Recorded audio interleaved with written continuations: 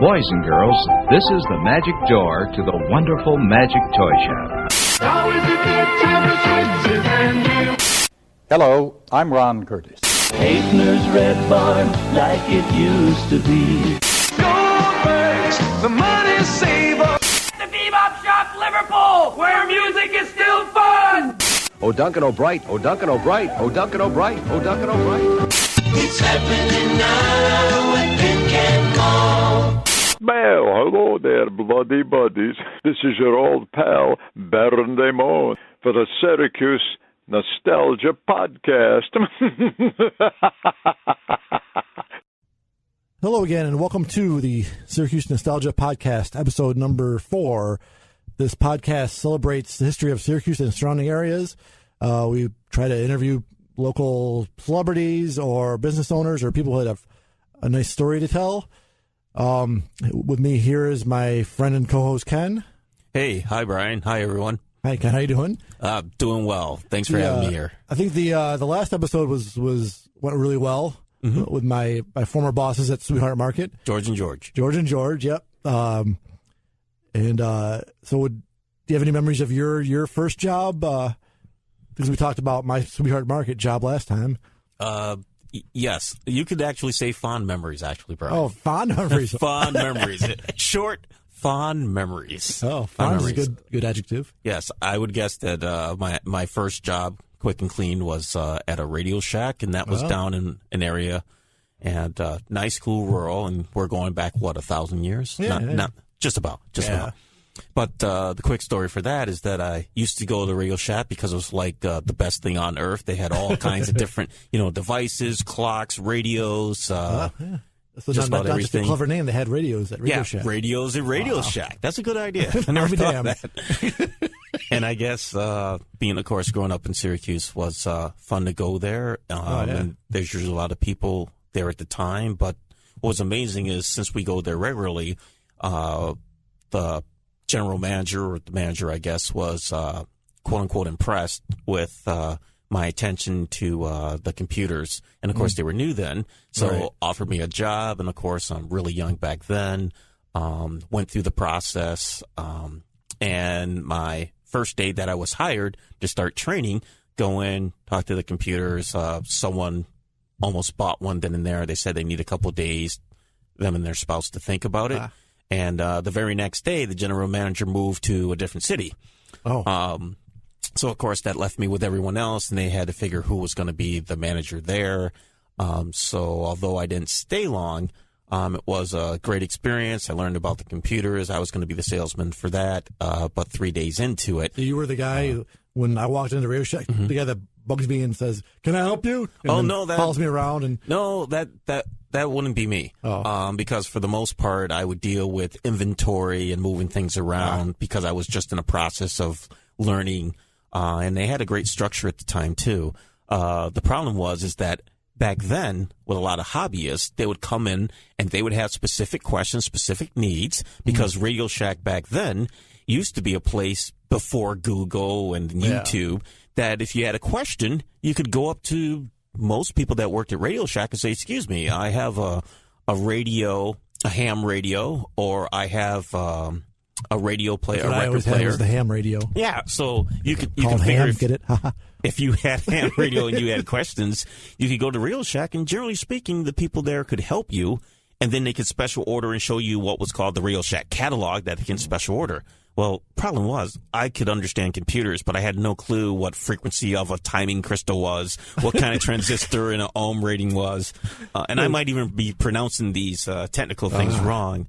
But that, in a nutshell, was. If I wanted a 40 ohm resistor, you couldn't help me. No, I couldn't help you.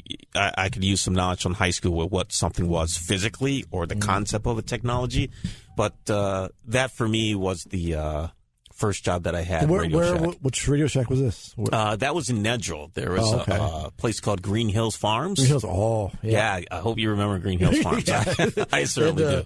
I certainly do. The big cow on top of the building. Yes, I think it's still there. Yeah, I think it's still there. That was my favorite. Anything that has like large animal structures on top of a building, I'm all for it. Like Williams had the horse, and Green Hills had the cow. That's about That's all I need. Yeah, I'm going to go shopping at your store if you got a big cow. It was Green Hills Farms, and in that same plaza was Kmart, Radio Shack. Oh. So you had a good... Is the plaza still there? Or? The building is still there. Okay. 'Cause I don't remember these things being around. That's okay. The Kmart there was where you would buy the Intellivision, ColecoVision, Atari, the games that a lot of people in my neighborhood, us growing up, would love to get. Yeah. So you would go to Radio Shack to get something for your TV tuner or your radio device, and then you would walk a certain distance to go to Kmart and get your clothes and your just about anything else that you wanted. Right. Or your ham. They had ham there, too. Anything specific that you wanted that wasn't at Green Hills. Remember the restaurant in the back of Kmart that they used to have? The Big Lot? No, is that the restaurant. Oh, restaurant? Yeah, in the back of Kmart. Remember they used to have serve hot dogs and chips and ices? Believe it or not, I never went there. Oh. Well, we were just talking about going to Kmart. I wanted to go there, but my folks were really kind of like, well, at the time it's kind of expensive. Maybe we'll go home and get something, or maybe McDonald's, which is still there. Oh, yeah. Kmart used to have a restaurant in the back of the store. Left. I think it was in the back left near the bicycles and I think it was either lawn or bicycles. Yeah. I really didn't go there because when you went to the back of the store for Kmart when I was, or some of the years at least when I was growing up, at the very back of the stores they had not only the bicycle, or at the beginning of the bicycles, they also had the video game section, a limited part of their computer software section. So as a kid growing up, it was going straight into Kmart. I didn't care about the clothes. I didn't care about the sneakers. I walked right by the majority of the store, but right in the middle of the store was the computer gaming section, and right 2-3 hours before it was the toys. You had to get your G.I. Joe with the Kung Fu grip. The toys always look like a earthquake hit it, or a tornado, I mean. There's toys everywhere, It was like a dream come true. Also keep in mind was Toys R Us at the time was like nowhere near anywhere that I could find. Not that I recall. It took a while to get it coming around here, I think. Right. So growing up, it was kind of like you could see the commercial for Toys R Us, like if you're watching your favorite Scooby-Doo channel or something like that. Right. But within driving distance, or should I say mom and dad driving distance, there was Green Hills, Sweetheart Corners, there was Pincan Mall, there was Fayetteville Mall, Shoppingtown Mall, Camillus Mall, and like I said, Green Hills with Kmart and Radio Shack. Yeah. Sorry, I started with just the first job. That's all right. Yeah, I rambled a bit. I'm sorry to everybody listening. That's my apologies. That's good. I remember, going to Kmart and going right to the toys. It was like a treat. And then I go to the restaurant, and they must have served other food. Excuse me. But all I remember is hot dogs and French fries and ices. That's all I ever got at Kmart. That was my favorite. So you gotta get the big fat icy when you go to Kmart. All right, well, I suppose we're gonna go to a break. All right. Episode we have we're gonna be talking to Maureen Green. All right, formerly of Channel 5 News. She was the #1 anchor there for a long time. We're talking to her on the phone right after this break.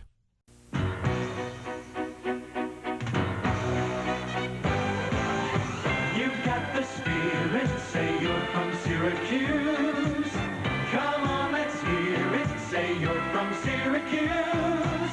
Excitement year round. Just take a look at downtown. You're at the heart of it. TV5's a part of it. Stand up and tell them you're from Syracuse. News Center 5, turn to WTVH, turn to for all the news. At News Center 5, I think we offer a real alternative, especially for those who want a more interesting, straightforward newscast. You see, we don't give you a lot of fillers and fluff. We give you the news. And while we think that there should be special reports, we also think there should be just enough of them to keep them special. At News Center 5, we put more news in our newscast, We think the more news we give you, the more you'll want to watch us. News Center 5. We put more news in the news. Hello, and welcome back to the Syracuse Nostalgia Podcast, Episode 4. We have a special guest on the phone with us today. For a long time, she was pretty much the number one anchor on WTVH 5. On the phone with us, we have Maureen Green. Hi, Maureen. Hello, Brian. How are you? Good. How are you doing today? Oh, I'm doing great. I'm so excited to be part of your podcast. It's an amazing program. Well, thanks. We're really happy to have you here. I wanted to thank you for responding so quickly to me because I pretty much do this myself. There's no corporation helping me get the guests, and I'm used to people not responding or taking 2 or 3 weeks. But yeah, you responded with right away. That was really appreciated. I'm honored to be asked, honestly. I think it's really, I've been living away from Syracuse. I moved to Cape Cod a few years ago, so the fact that you would still remember me and have any kind of interest in what's going on now and my thoughts about Syracuse and its broadcasting is really a pleasant surprise for me. So I'm just delighted. So had you heard of my site before? I have. Oh, okay. I have, and I've seen a lot of the videos on YouTube, on your YouTube channel, and people do send me links to these videos and just saying, "Oh, do you remember this?" And it's a link to your channel. So yeah, I'm very familiar with your work, and it's a lot of fun. Oh, great! I'm glad you have heard of it. I want to start just tell you a little story. The first time I ever heard your name on the air, I actually remember. It's kind of a weird story.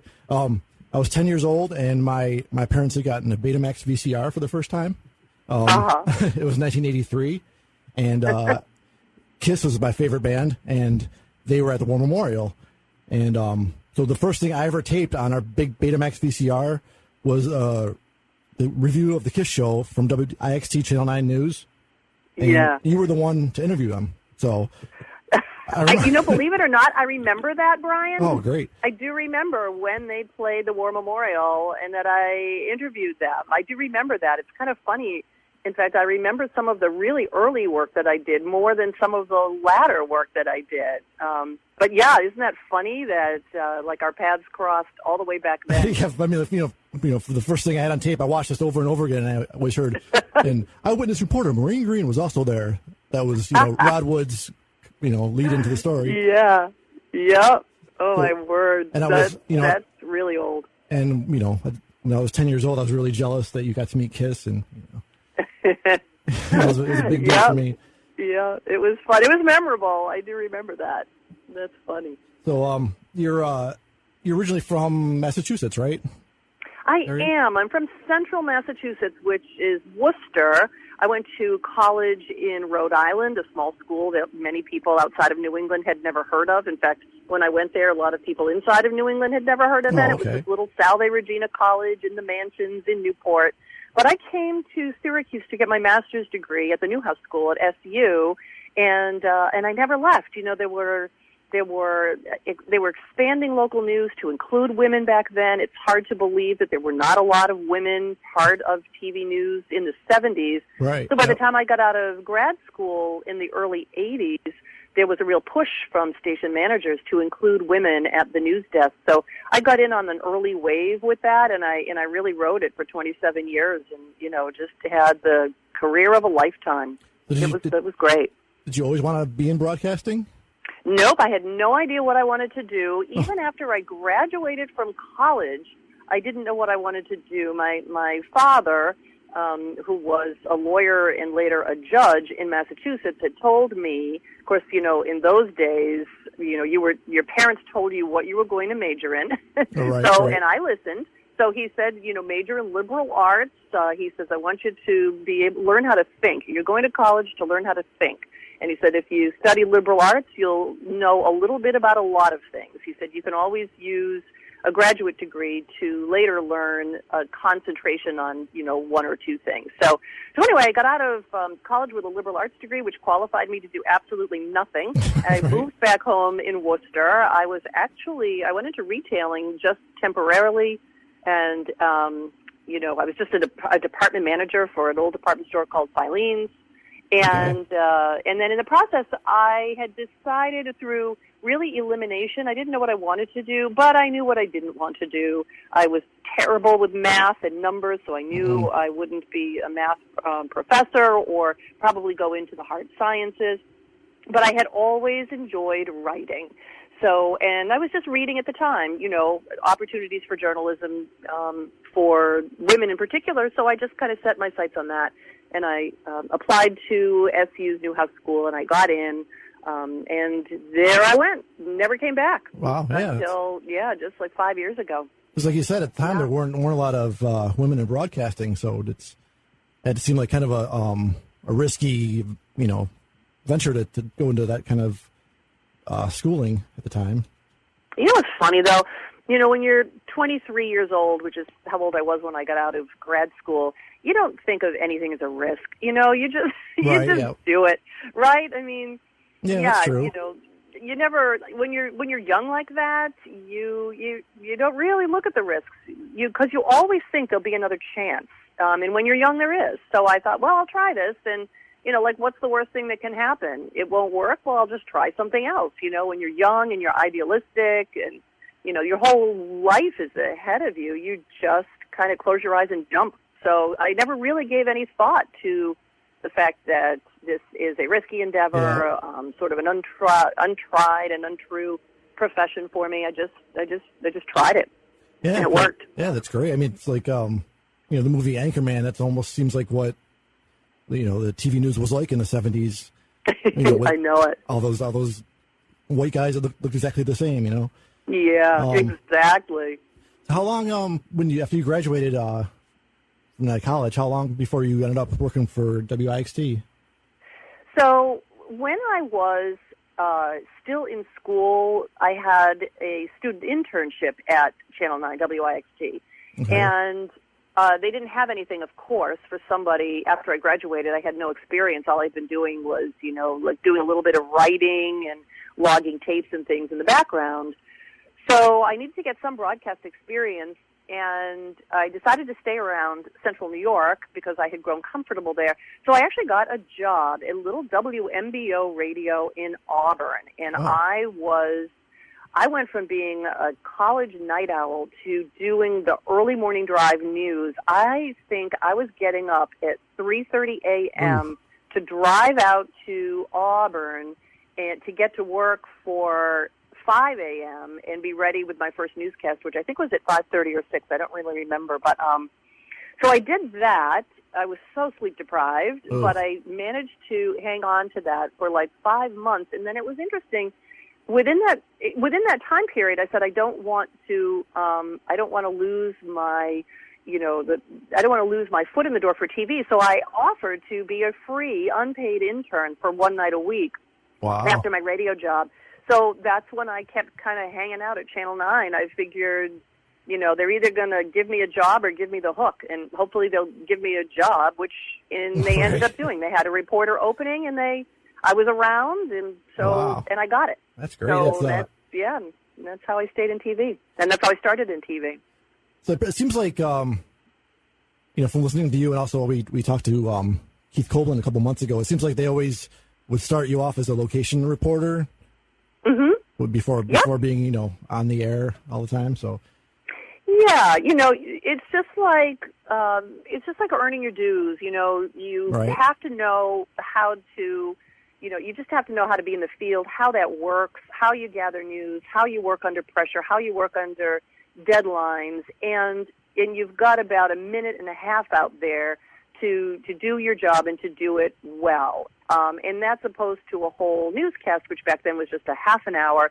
The anchor has had to have proven themselves, over and over in the field, so that you go from a minute and a half responsibility in a newscast to the whole newscast. So that's why everybody starts in the field. And plus, you don't want to be seen as just living in this bubble, in a building, behind a desk, out of touch, with the people, with the news makers and the people who are affected by the news, which are Central New Yorkers. So yeah, it's very valuable background to begin in the field like that as a reporter. So you mentioned, you didn't like getting up early to go to Auburn, but I was wondering, I always ask because it's the Syracuse Nostalgia Podcast, if getting out of college, you had some favorite locations you like to visit in Syracuse, restaurants, bars, malls, anything that... Oh, my, yes, and I still miss a lot of that. I'm on beautiful Cape Cod right now, and my house is a mile from the ocean, and I sell residential real estate here, so I am going into the most unbelievable homes. Oh. And yet, there's no place that has absolutely everything that you'd like. So what I really miss from not living in central New York any longer is, number one, I miss the big fresh water, the Finger Lakes, the Thousand Islands, Lake Ontario. I see these like on Instagram in the summer, images of Skaneateles Lake, and my heart drops a little because I'm thinking, that is such a unique and special location, and I talk Central New York up big on Cape Cod. Everybody here is so familiar with the snow and the weather and the gray cloudy days, and I said, yeah, it's all of that and then some, but I said, you've never seen a more beautiful place in the summer months and in early fall. It's world class, and more people should think about going from New England, to get over there. Nobody that I know has been around the Finger Lakes, and I think, how can you not have experienced those exquisite Finger Lakes? The towns, just not just Skaneateles, but, Geneva and Seneca Falls and Auburn and Ithaca to the south. I mean, and the wineries around there, and then of course Syracuse. I lived in the Syracuse University neighborhood. Oh, okay. So I was in Berkeley Park, so I could be on my front lawn in the fall, and it sounded like a plane was taking off. And you know what that sound was? That was the roar from the dome during the football game. Oh, nice. That's nice. It was, and it was just such a thrill, such a sense of place when I was there. And, of course, all the ethnic restaurants. I love the ethnic restaurants. So I really felt like I could travel to another country when I would go to some of the wonderful restaurants on the north side. And, I mean, everywhere. Yeah, it's just an amazingly diverse community, and I do miss it. Yeah, I try to explain that to some people, and they don't get the diversity like you were just saying. But yeah, I grew up pretty much next to Pencan Mall, so that's where I would spend all my time. In Pencan Mall. Drivers Village. Yep, now it's Drivers Village. But, yeah. But I was surprised to when I was talking about the Kiss tape I had earlier. I was surprised to find out you were at WIXT because as far as I knew, you're always at WTVH, and even online, you have a Wikipedia page for yourself. Even that just says you're always at WTVH. So were you at WIXT very long? Or? Well, yeah, it's funny. I think that most people do associate my time in television Syracuse with WTVH, because that really was the majority of my time. Right. I started at WIXT Channel 9 in 1982, and I worked there for about 15 months. And then there was a noon anchor job open at WTVH. So I applied for it and was shocked that I actually got it. Wow. So I worked there, I think, for about, so that would be 84 till 95. Was it 95? No, 93. So I think I worked there for 9 years. Then I had my fourth child, and while I was on maternity leave, I got fired. Oh. So, That's that horrible. was in 93, because my fourth child was born in 93.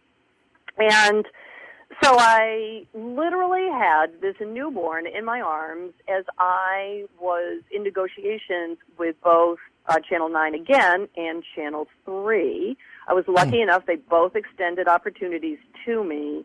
And Channel 9 was first, and I had said I would be delighted to work for them. And so I went back I went back to Channel 9 in 93. I was there for about 2 years, and then it was getting reported that there was a bit of outrage from the community that I had been fired while on maternity leave. Did they tell you why you were fired? Or? They didn't. There was a new general manager who took over at that time. And I think I wasn't his cup of tea, because that's really what happens in television. You're really there at the pleasure of the general manager. If he just doesn't like you, like your style, like your performance, you're out of there. So he never had a conversation with me. It just got reported, not reported, I was just told by the news director by the phone. He says, we're not going to need you at the anchor desk anymore. The best we can do is give you a part-time job. Wow. With no benefits or anything. And the salary was something like, it was like 25% of what I'd been earning or something crazy like that. But, and I thanked him very much for that lovely offer. And I said, I'll think about it. And that's when I went to the other television stations, and they both offered me anchoring positions that if I had known. So, but what had happened was then that manager left, and a new manager came in again to Channel 5, and apparently they'd been dealing with residual anger in the community for the way I'd been treated after having just had a baby. Right. So they asked me to come back to Channel 5, and so I did. You know, they just made it a nice deal that I couldn't say no to. So in the end, it ended up being a really good thing for me, because I ended up coming back at double what they had been paying me before I left. So it took me 2 years to realize, hey, this really was the best thing. But that's it awesome. happened. Yeah. Did you go into another channel in the meantime, or just you finally? So when I got fired after having my fourth baby, and they just pretty much fired me over the phone, then it was like all over the newspaper. So everybody was aware of it. And then I got approached by the other two channels, by Channel 3 and Channel 9. But did you ever did you work there for them at the time, or? Well, I was out on maternity leave when all of this happened. So after I ended maternity leave, after 6 weeks, then I started working again at Channel 9. And I worked there for 2 years before Channel 5 had another management change and asked me to come back. That's just one. So I get that timeline clear in my head here. Yeah, no, I know it's confusing. It was so funny because, you know, usually a person works at one station or another station. Sometimes they'll make a one-time switch. You know, there's been people who've done that. Like Carrie Lazarus, for example. She started at Channel 5, and then a long time ago, she switched to Channel 9 and has stayed there. Matt Mulcahy, he worked at Channel 3, then he came to Channel 5, but then he came back to Channel 3. So most anchors do make a one-time move, but in my case, I did it twice, and it was so funny because I had heard a viewer had described me, oh, she's the one who goes back and forth, like as if it's like really common to, you know, I think I'll represent this station for a while, and now I think I'll represent the other. Like it was your choice or something. Yeah, or just like it's a common thing to do, you know, like, oh, we'll go to this restaurant for one night, and we'll go to another restaurant another night.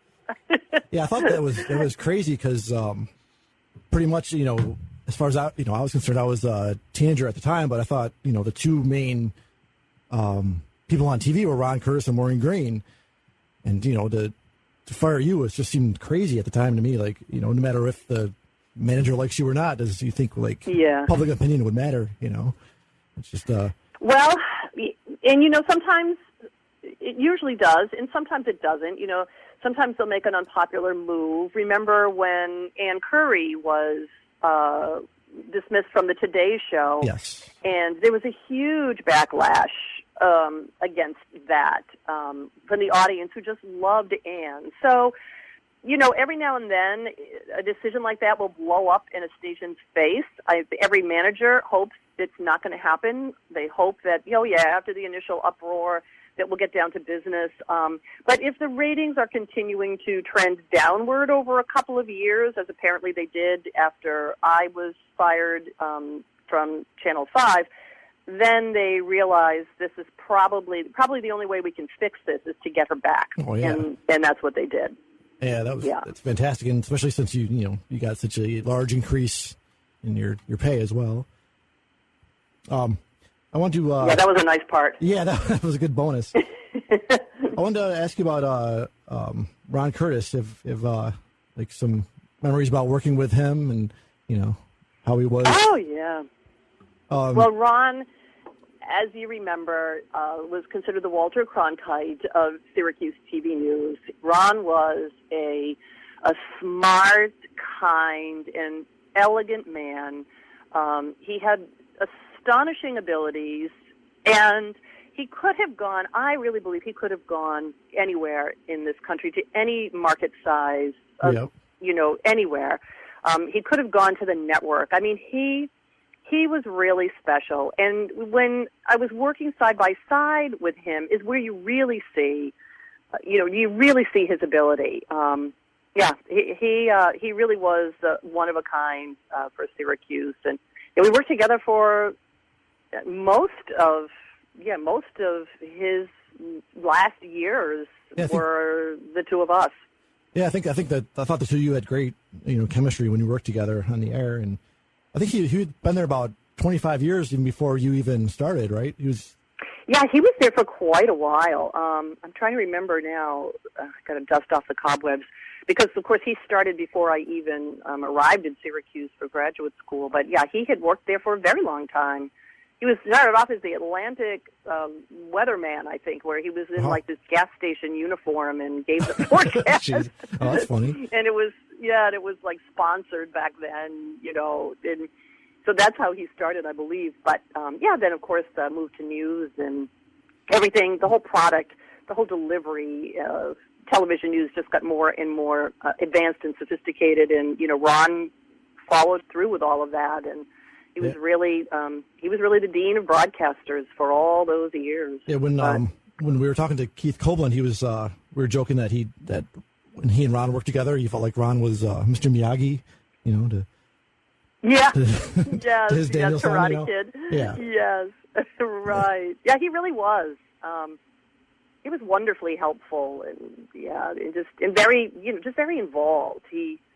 There's not a single word that went out on that newscast that he didn't oversee. He had an idea of how he wanted those newscasts to go, and he established the culture in the newsroom. Right. And we all respected him because we knew he knew what he was doing. We knew that if we did it his way, we would get a good product, and I think that for decades we did. Yeah, definitely. Another a great part I thought about Syracuse broadcasting, especially back then, was when you were live from the fair.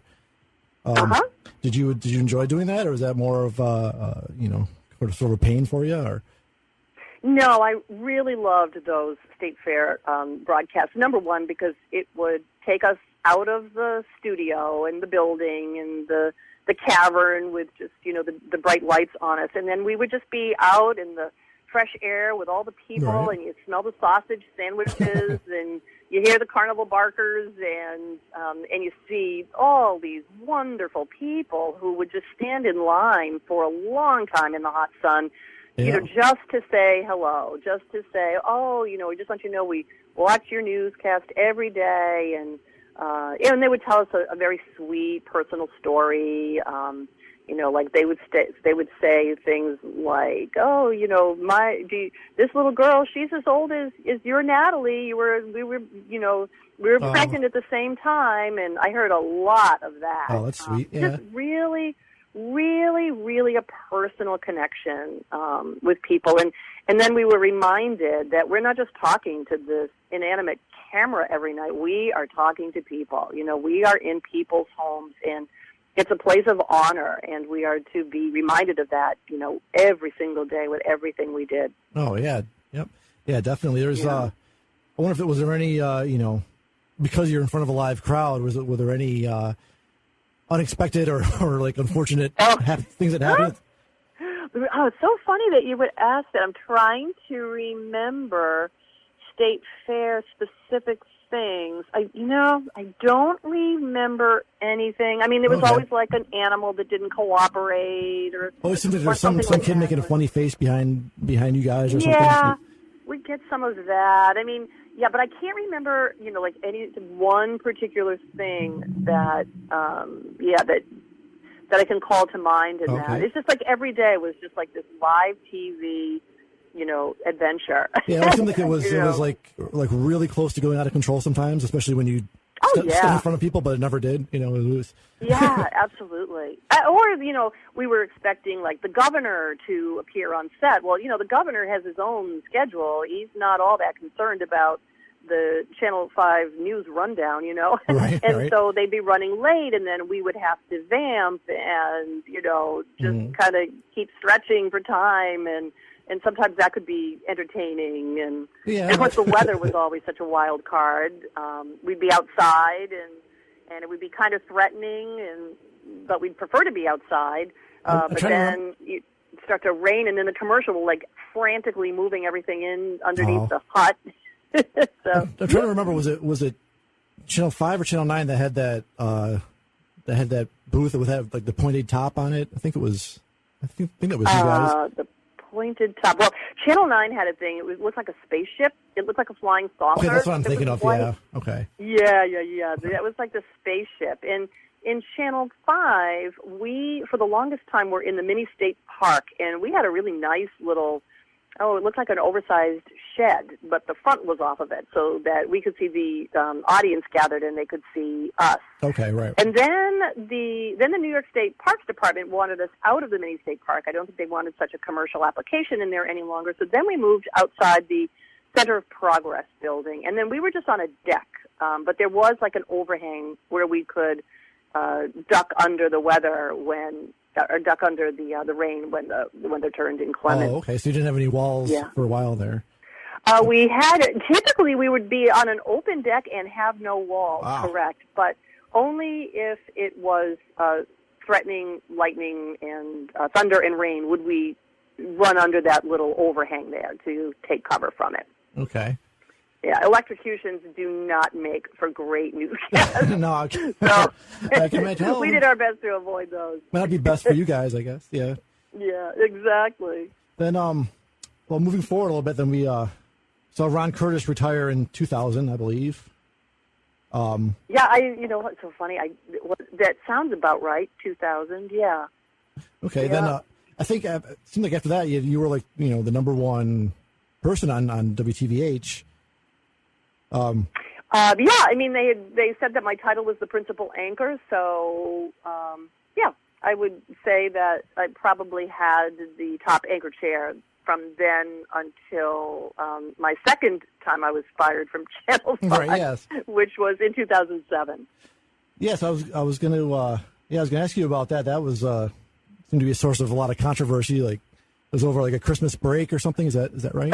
Yeah, I've had some doozies for the timing. So that was in 2007. The station had been in bankruptcy for a few years. That's nothing that I think a lot of people were aware of. So financially it was struggling.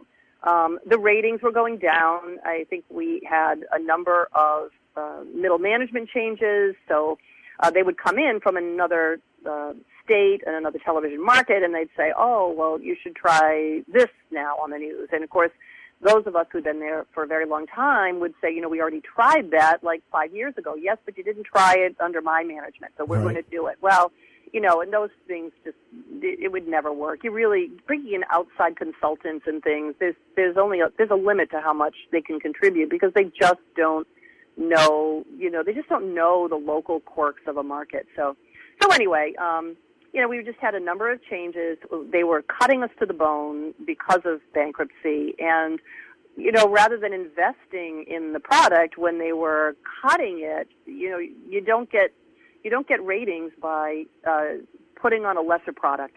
Right, yeah. But again, this was the business side of it. And, they had their spreadsheets that they were looking at, and that's all that mattered to them at the time. So then we were in the hands of a hedge fund, and again, the hedge fund, all they were caring about was to, balance the books and then get out of it again, which they did. But in balancing the books, they eviscerated the staff. A lot of it was behind the scenes, so the audience wouldn't have been aware of, like, this cameraman who was let go or that audio person who was let go. But really what you would be aware of is just how thin the product had become. We were so lean, and you can't hide that from the audience. And so we were hemorrhaging audience. And it was just sort of a sinking ship. There wasn't much that could be done if they were not going to invest in the staff and in the equipment. So, and then I was at the top of the food chain. I was making a really good salary after all those years, and so they decided to cut me out and then save themselves, a lot of money. But again, to what end? So, right. Then now the person who's been on the air for the most of 27 years is gone. So what is Channel 5? Like, who are you now? And so crazy, then, within 15 months, the whole news operation folded, and they merged into what's called a shared services agreement, and that's why you'll see the same weather people and sports people on Channel 5 now as Channel 3, because Channel 5 actually moved into Channel 3's space. So it's really been quite different. Did you imagine, did you sort of see it coming? You said you saw, they were thinning out some of the staff and things, but did you ever think your job would be at risk? Sort of. I had been working without a contract. We'd had another management change. And so I'd been working without a contract. And, every now and then, every month or so, I'd request a meeting and say, hey, how about the next contract? And they said, well, you're on the list. We're going to take a look at it. And then that just kept getting put off. And, and that was like that for quite a while. So you always think, well, it's Friday. I'm still here. So, that's a victory for another week, but, and then all of a sudden, I wasn't. All of a sudden they called me in and they said, we're not going to need you to come back next year. Well, this was early December. So they were not going to need you to come back the next year. And I said, next year as in 3 weeks from now? And they said, yes. We're not going to be needing you any longer. So I said, well, okay. And, and that was the end of me. So so they just left that day? You didn't work after that point? Actually, I did. I think I worked another 2 weeks, and then I was scheduled to almost 2 weeks, and then I was scheduled to take the last week of the year off as my annual sort of Christmas vacation with my children. So I think I worked for 2 weeks after that. Nobody knew, of course. I wasn't supposed to say anything. They didn't want it in the newspapers or anything. So I just told my best buddy at the time, who was Michael Benny, so he was aware of it. And, so we were both shaken about that. Yes, as far as where things would go. As far as we know, as viewers, you were there one day, the next day you weren't. I know. I know. That's exactly what happened. Yeah, I just signed off as usual. Hey, Maureen, thanks for joining us. And then that was like the end of me. Yeah, it would have been nice after 27 years to have some sort of goodbye package or, something to, so people can know why you're leaving and then say goodbye, and. Right. Nope, the station did not want any of that. I think that the general manager thought I'd be attracting attention to myself and that they'd have another problem on their hands. Of course, they weren't here the first time that had happened, 11 years prior. So, right. You know what I mean? And you can tell them it didn't work out so well the last time they did this, but, they've got their own ideas. So, and there you have it. And 15 months later, the whole station, folded. So, and everybody lost their jobs. Yeah, that was that. Keith Colvin was telling us about that story. Yeah, they just called a Monday morning meeting, called everybody in, and they were all fired. I think except for Michael Benny, he was the only one that they Michael. Yeah, Michael became the one man news operation. I think they may have kept a reporter too. I think they kept a reporter, and then of course they kept the account executive, the accountant, because it was going to be a very complicated financial arrangement to get out from under what they had been for decades, and then go into this whole new structure with merged with Channel 3.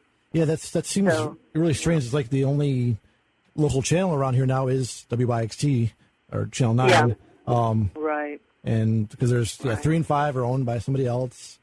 Right. And we have CNY Central, which I'm not sure what that is, a statewide thing, I think.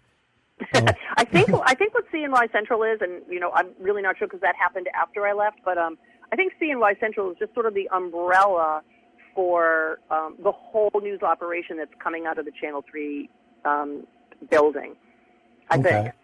But I may be wrong. I may be wrong on that. Yeah, that sounds about right. So, yeah. After WTVH, you stuck around for a while and worked at the Post Standard for a bit, right? You did some work for them? I did. Yeah, I was like a community columnist for them, and I did some social media management for small business, and mostly I was just kind of knocking around while my fourth child got through high school and went to college, because by then my plan was to move to my vacation home on Cape Cod and make it my full-time home. I'd always planned to retire on the Cape, but Channel 5 just, hurried up the plan a little bit. Yeah, really. They accelerated the schedule a bit, and it really ended up being fine. Everything works out for the best, no matter what happens. So. And I remember, I can't remember how long after you left, I would see you in some commercials for Natural Facelift. Oh yeah, Dr. Doug Halliday's business. He does an extraordinary job with plastic surgery, but also for ear, nose, and throat surgery as well. And I had met him years ago when our television station did a feature. Do you remember the old television show Extreme Makeover? Yes. They were making over. They were making over homes, and then they started to make over people. So I remember people that. nationwide would get new teeth and plastic surgery and hair implants and all that stuff. So Channel 5 partnered with Dr. Halliday and did a local version of that, where we followed a local person, getting the same kind of, wonderful treatment. And I had met him through my course of reporting on that. Okay. When I was no longer on television, where I couldn't represent any kind of a company, he says, we're doing a new kind of facelift, and he said, we would love for you to have it and be our spokesperson, so you can talk about what the experience was like. So I did that, and I'm telling you, what a great experience. I am so glad that I did that. I would do it again in a heartbeat. I don't know much about the process. I just know what I see on TV from those shows you mentioned, and it seems like a really scary, painful process. Is that right? You know what? It really isn't. I mean, I think the best thing to do is to stay off of YouTube where they've got plastic surgery gone wrong. Yeah. That's the thing is, when you're walking around, you don't see the results of all the successful plastic surgery out there because it was successful. You wouldn't know that somebody had a botched job. So there's a lot of people walking around that have had some work done, and you would never know because they just really look rested. Right, yeah. But for me, no, I mean, that Dr. Halliday's practice is so professional, so highly skilled, extremely nurturing. His staff, it's one of the most, I mean, if you just want to feel better about yourself no matter what, you just walk into that office someday and they'll just say, oh, come on in. And they're just the most nurturing, positive, affirming people, and they just take great care of you. So I found that the whole thing, the whole natural face lift was so much easier and not at all traumatic than I thought. You just go in the morning and you come back in the afternoon and you're essentially just sleeping off the effects of the anesthesia. Right. You come in the next day and then they take out some of the sutures and things like in the back, and then you just kind of hang out with an ace bandage wrapped around your neck and over your head for about 10 days. So all of those tissues can, merge together. They're all in a new place. Okay. So, but you're just perfectly fine. I mean, I could have worked if I had a place to work outside the home. It was perfectly fine. Yeah, I mean, you can't lift stuff and bend over for about 10 days. But honestly, it's so easy. I think you're braver than I am. I don't know if I could do that one. So, Well, men do have this procedure as well. You don't hear about it as often, but, you're a guy, you still want to look hot. Right. So this happened in Syracuse, right? It's a Syracuse company? Mm-hmm. Okay. Mm-hmm. And then you, yep. Then you said you moved back to Cape Cod because you wanted to retire in that area?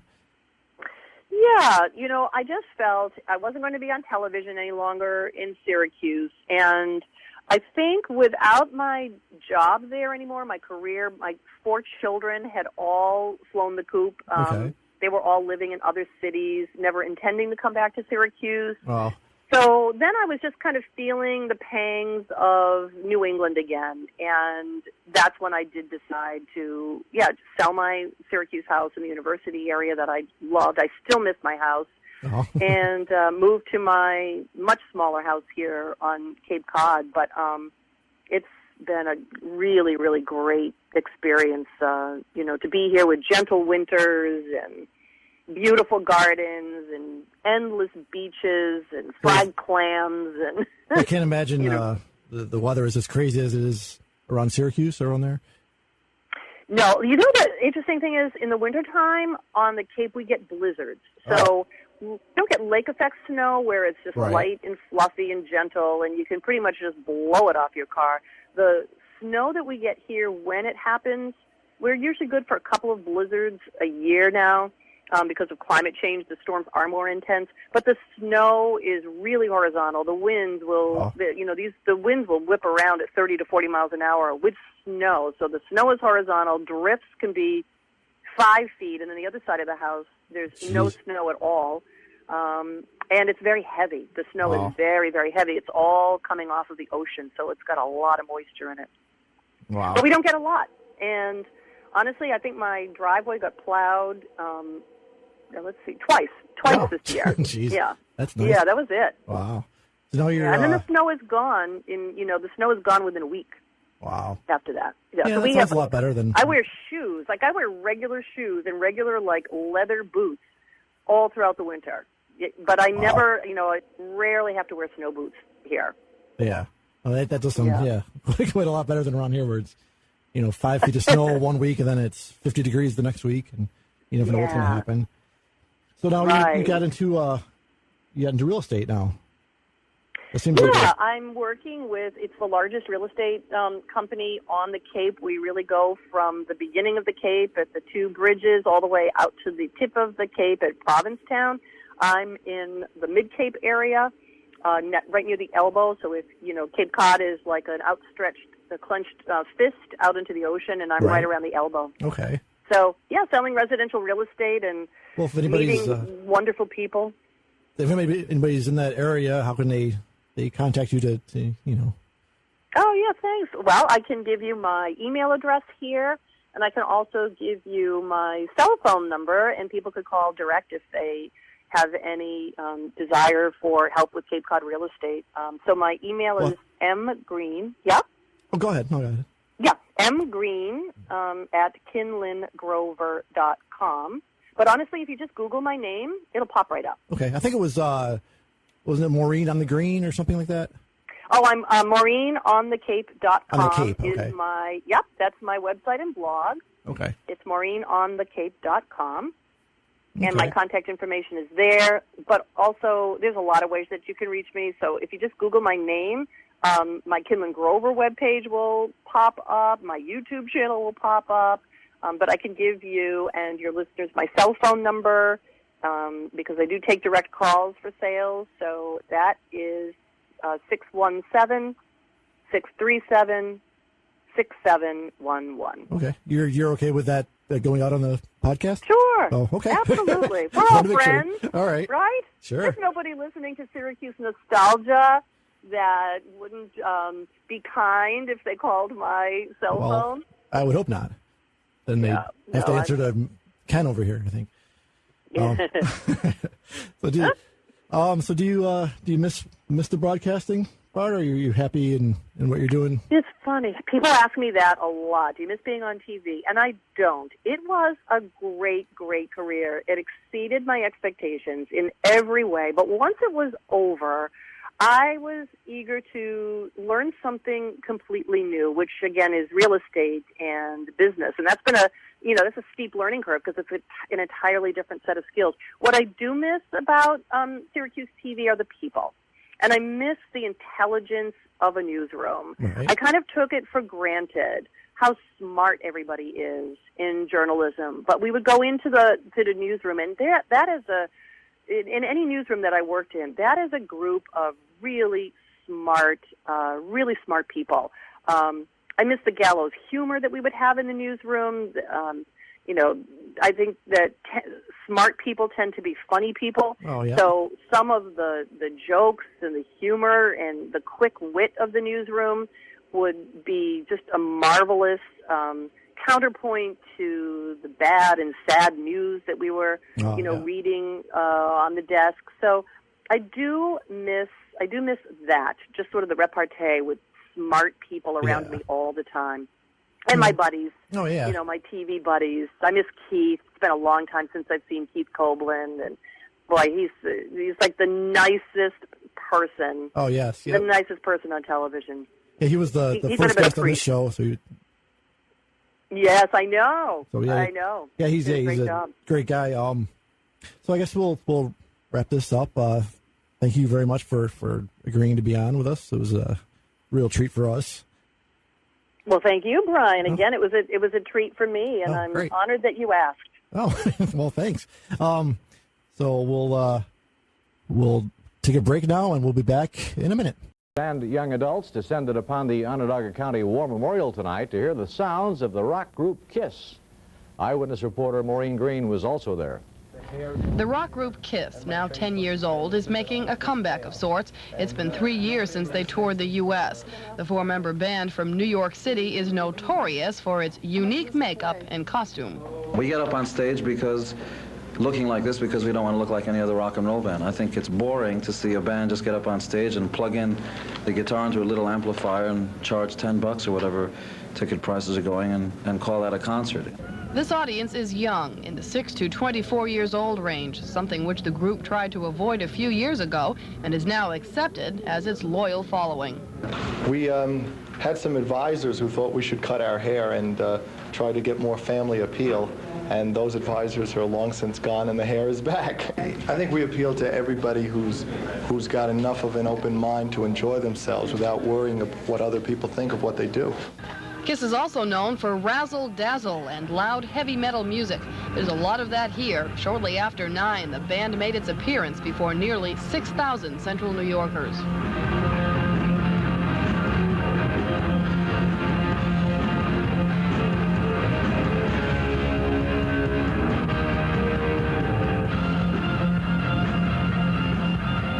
What a crew that is, huh?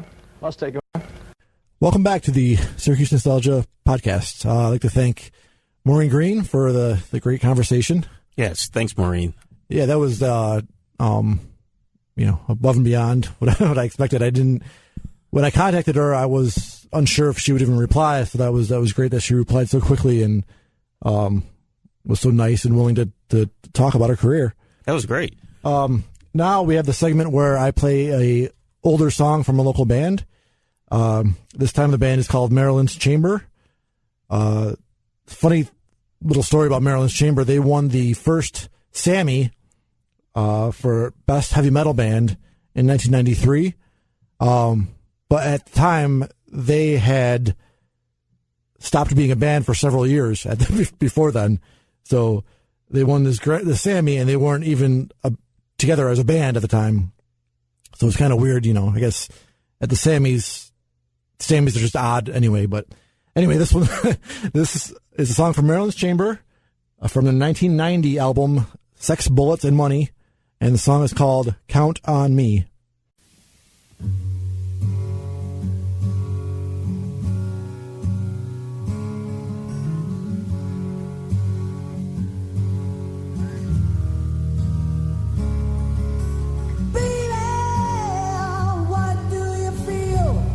When you're all alone, thinking about the time you were together. And baby, does it seem real now that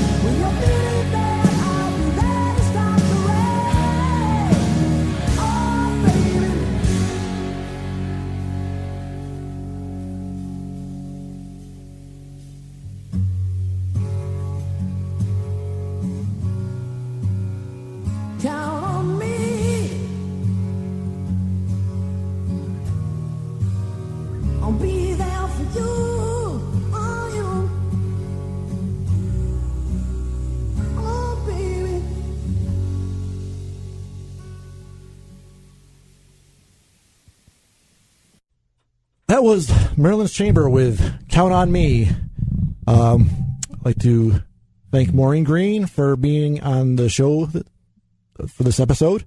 Thanks, Ken. Hey, for thanks, joining Brian. me and helping and all that stuff. And thanks to everyone listening. Thanks. Yeah, thanks for to everyone being listening, and to K-Rock Josh and everyone at Galaxy Studios for letting us come in and record the show. Really, really appreciate that. That's ditto, because I feel like I'm at NASA / this is awesome. Well, I hope NASA's a little more involved in this. No, this is they have like spaceships and things. Well, I like tech, so I want to touch just about every button and knob that's in sight for anything technology right here. These neat black squares on the walls, and that's for sound. I'm assuming, yes, but I know that. I was just going to say that for soundproofing, but they're lovely, very symmetrical. My OCD likes them on the wall. But anyway, we do all this for free. The website, the podcast, all that, and you can help us out by clicking on the ads on top of the page or buying some merchandise. I sell T-shirts and DVDs and all sorts of stuff from Pencan Mall and Switz's and Marketplace Mall and Cavage's and all the old stores you remember. I sell T-shirts with the original logos on them and all that stuff. So if you could help us out, that'd be great. And that's about all. We'll see you next time.